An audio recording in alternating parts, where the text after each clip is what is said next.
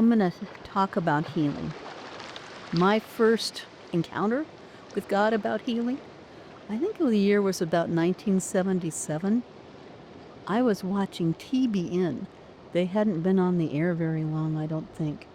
And Paul and Jan were telling people to pledge $1,000. And they said, even if you don't have $1,000, go ahead and pledge it. And then when God gives it to you, send it to us. I didn't have $1,000, so I thought, well, I'm pretty safe at doing that. I went to my husband and I said, he and I had a deal.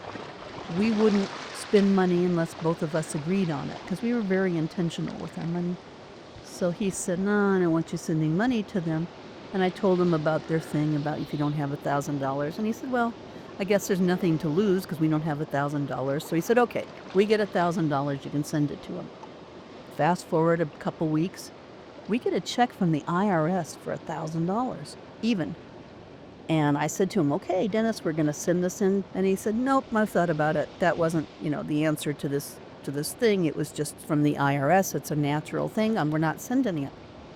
So I said, okay. I don't understand all the points of this. This doesn't match my theology, and I can't, match this up. Very quickly, we learned her mother had throat cancer. The doctors told her they weren't sure if they could save her life. She'd been smoking since she was like 12, and now she was in her 50s.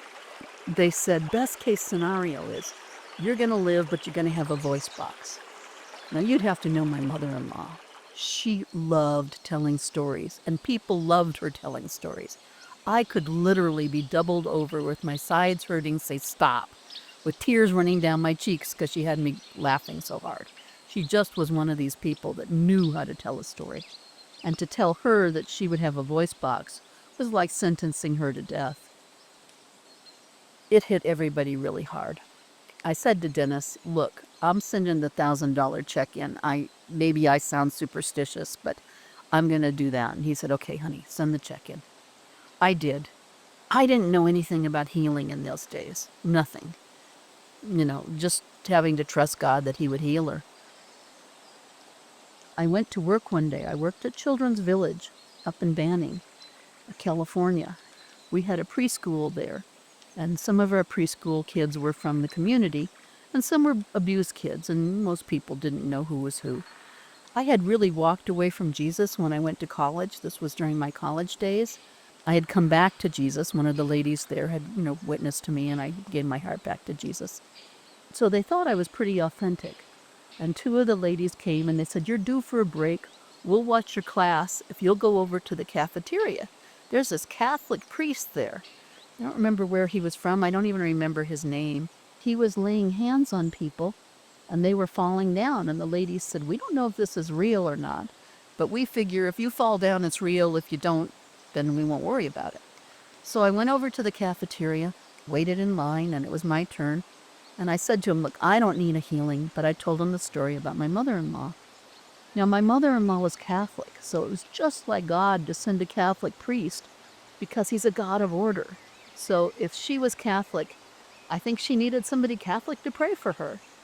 I guess he touched my forehead, but when I woke up, I opened my eyes, I was on the floor.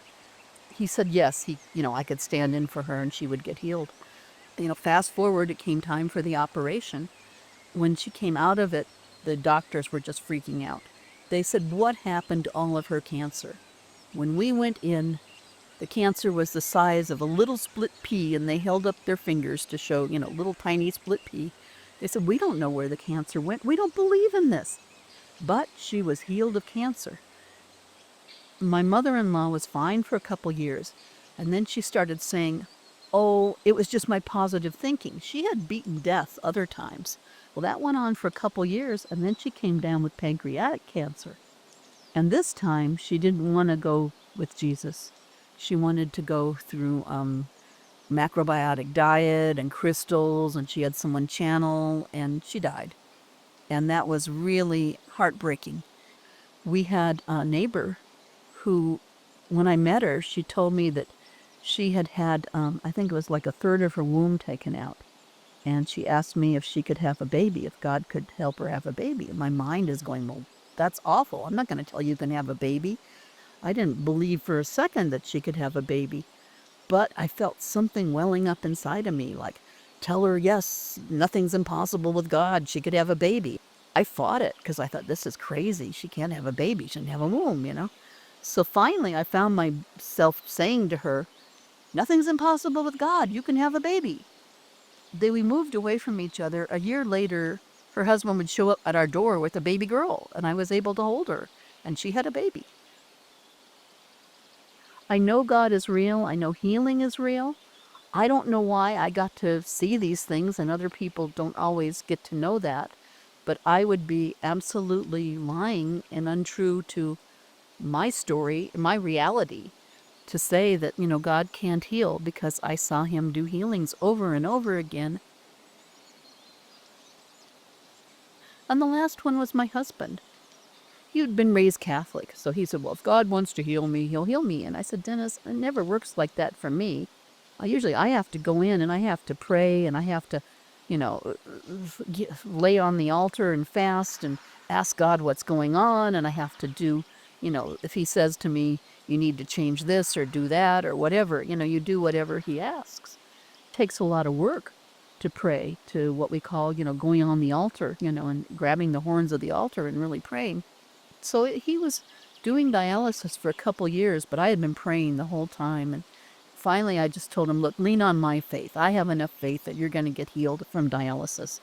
And he did get healed from dialysis. His last 6 months or so of his life, I didn't count them.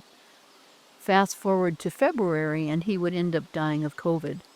He came to me and he said, honey, this is a weird flu. I can't taste anything. I can't smell anything. I'm short of breath. I don't know what to do. We called the doctor's office, and the doctor on staff said, well, go into the hospital, go right away. And Dennis said, they're just going to tell me I have the flu, and I'm going to sit in the waiting room, and I'm going to be cold, and they'll take all these other people besides me, and it's not going to go anywhere. He said, so I promise you, first thing in the morning I'll go. And then the first thing in the morning he would have like a heart attack along with the flu, and he really passed away, although they kept him on life support for some days and everybody got to come and say their goodbyes. We didn't have any of the other restrictions of COVID because nobody knew what was going on at that point.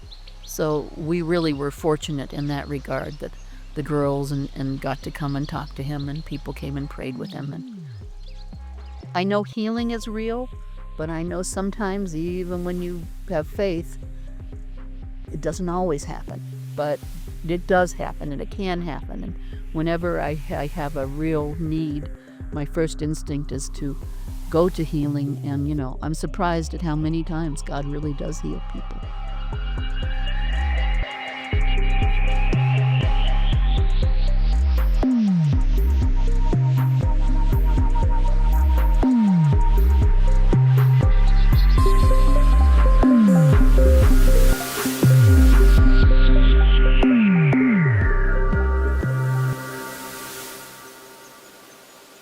Thanks for listening.